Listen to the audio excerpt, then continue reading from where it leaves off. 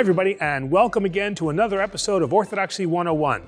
Well, in our continuing series on the wonderful world of Orthodox vestments, we're going to be looking at non-liturgical vestments. And specifically in this video, we're going to be looking at what I'm wearing, the anderi, and we're going to look at the exorason.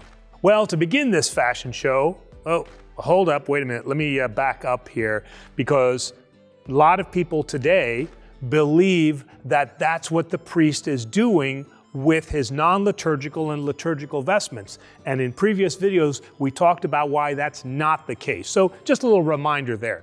So looking at this first piece of non-liturgical, I don't want to call it a vestment, but a non-liturgical clothing, is the anderi. The anderi is really at its core the working uniform of the Orthodox clergy. Now, in all of the Orthodox lands, whether that's Russia or Romania, in the Arab countries, or even to some extent here in the United States, what you're going to see clergy wearing, and specifically priests and deacons, is you're going to see this anderi. Notice that the sleeves are close-fitting, and notice that the collar buttons up high.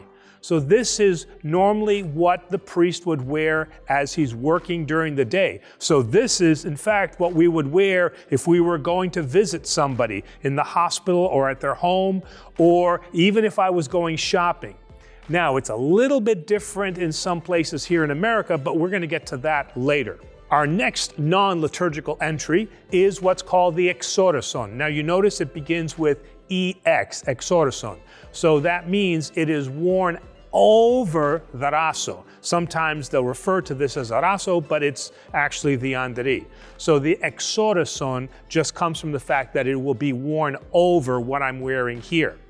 So during the practice of any type of Orthodox service, I can't wear just the anderi, because remember we said that's the working uniform. So what the priest is going to do is he will take this piece of clothing and he'll place this over the existing raso or the existing anderi, and then that's when he will conduct services such as a Vesper service.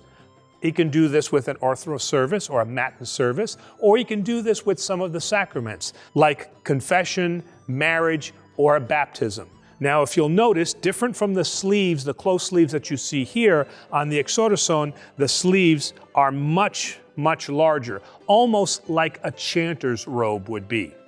So again, in summary, the anderi, working uniform, and the exorason for some of the liturgical services except Divine Liturgy.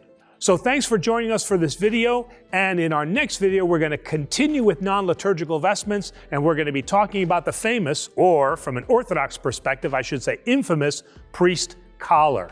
So remember, like, share, subscribe. We'll see you soon.